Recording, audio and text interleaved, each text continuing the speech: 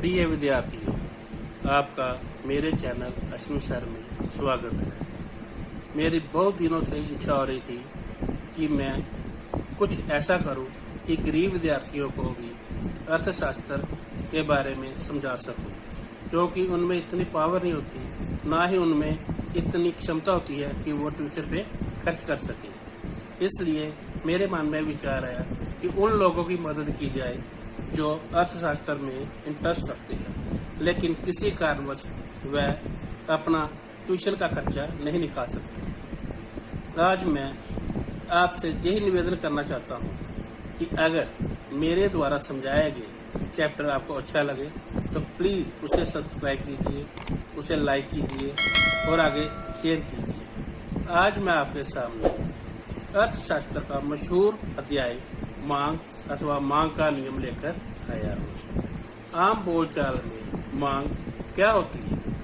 किसी चीज की मांग करना आम बोलचाल में डिमांड कहलाता है अथवा मांग कहलाती है, लेकिन अर्थशास्त्र में इसके अलग अलग मतलब है। आम बोलचाल में अगर कोई भिखारी कार की मांग करता है लेकिन उसमें उसको खरीदने की बिल्कुल भी क्षमता नहीं है तो वह मांग नहीं, उसकी इच्छा कहलाई जाएगी। अर्थात इच्छा, किसी भिखारी का कार की मांग करना उसकी इच्छा कहलाई जाएगी, मांग नहीं। दूसरा, इच्छा शक्ति। मान लीजिए अगर एक लखपति व्यक्ति किसी मोटरसाइकिल लेने की इच्छा करता है, इसका मतलब वो लखपति है, वो उसको ले भी सकता है, उसको परचेजिंग पावर हुई है, लेकिन वह उससे खरीदना नहीं चाहता तो वह भी मांग नहीं कहलाएगी। मांग के लिए हमें सबसे पहले एक इच्छा का होना बहुत जरूरी है। इसको हम दूसरे शब्दों में इस तरह आपको मैं समझाता हूँ। अगर एक लखपति व्यक्ति मोटरसाइकिल की इच्छा करता है और उसमें खरीदने की क्षमता है, समय पर जाकर वह उस मोटरसाइकिल को खरीद लेता है तो वह मांग कहलाएगी।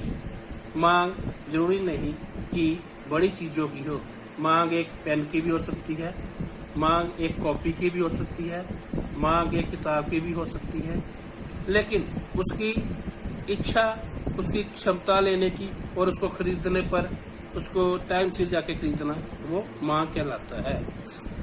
इसको हम एक फार्मूले के द्वारा भी बता सकते हैं।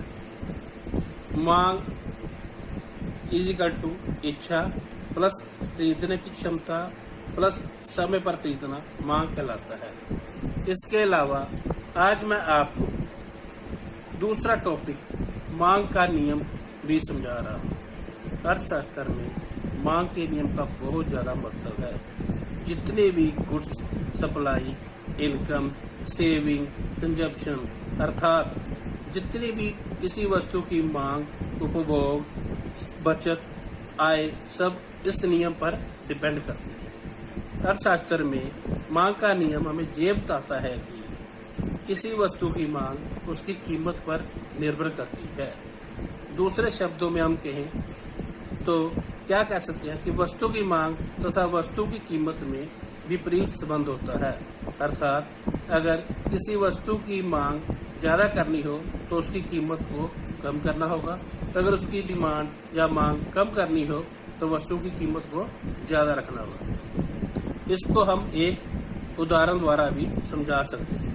मान लीजिए कोई वस्तु, आम लगा लो, सेब लगा लो, जो आपकी इच्छा है, उसकी कीमत 1 रुपये है और उसकी डिमांड 5 रुपये है, और अगर उसकी कीमत बढ़कर 1 से बढ़कर 5 हो जाती है तो उसकी मांग 5 से कम होकर 1 हो जाती है। इसे हम एक रेखा चित्र के द्वारा भी समझा सकते हैं। मान लीजिए OY पर कीमत है और OX पर डिमांड है मैंगो की। इसमें भी आप कोई भी वस्तु का नाम लिख सकते हैं, जरूरी नहीं कि मैंने मैंगो बोला और आप भी मैंगो ही लिखे।